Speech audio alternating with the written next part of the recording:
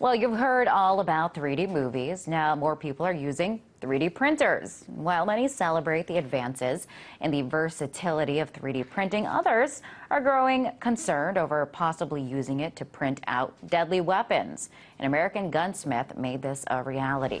A user by the name of HaveBlue of AR15.com, a firearms forum, claims to have fired 200 rounds from his part plastic pistol. It's the first successful firing of a 3D printed gun. HaveBlue did not use the printer in an entire gun, only a part called the lower receiver you see there.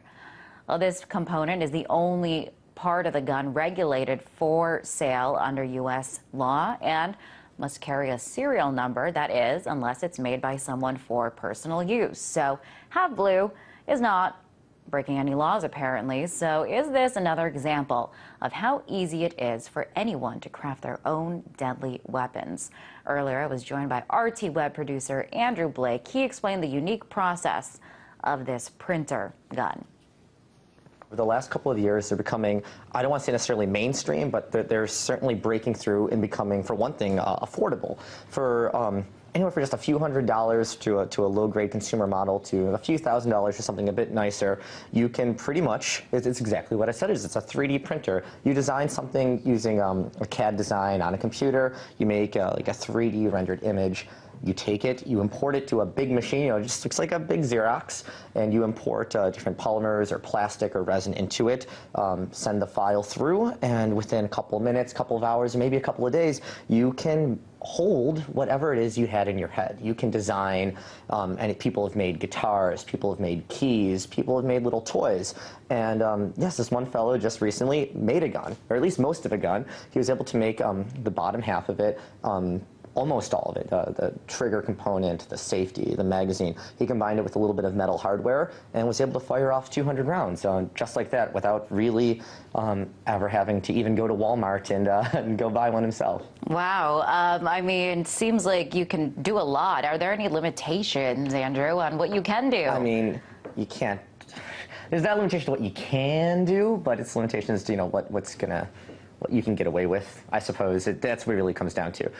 There aren't really strict intellectual property laws that apply specifically to 3D printing yet because people don't really know about it yet. I mean, it's been like 20 years since CDRs have been able to let any consumer in America go ahead and replicate any sort of software or music or any sort of digital file. It's been 20 years since that became kind of like a mainstream thing, and people are still trying to figure out ways to regulate that. So now it's not just stealing someone's music, copying it, and being able to distribute it. It's being able to look at something, design it, put it onto a computer, and then actually be able to hold it in your hands. And it's really is that simple. As long as you know a little bit about CAD, computer-aided design, you can design something, and bam, there you go. You just need a few $100s. In fact, Mr. Guslick, who I believe is the fellow who designed this gun, he said that he only needed around, I think he said $30 to $50 worth of plastic to do it. And wow, if you use one of the lower grade machines,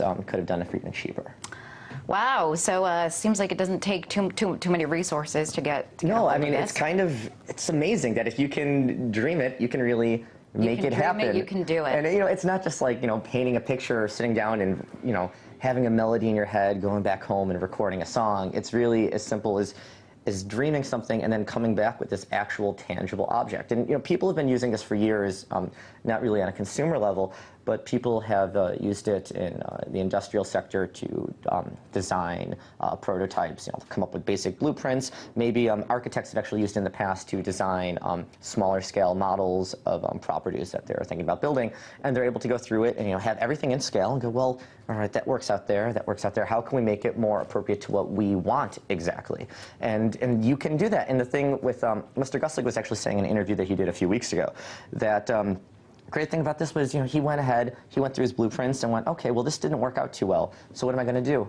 I'm just going to go back and do it again. It's just a matter of moving around a couple of points on a CAD design, figuring out how you want it to look, going back and just doing it again. It's not like you have to go and actually order a whole new gun because you like the way this one shoots better or this one holds better. It's really, oh, this is what I have to do to fix it. Okay, I can fix it, and I never have to leave my house. And so, yeah, the bottom half of the gun, what he made actually using different plastics, that is the part that is regulated. That's the thing. That's the powerhouse of the gun. That's what you need to look out for, and that's what the government has a lot of restrictions on.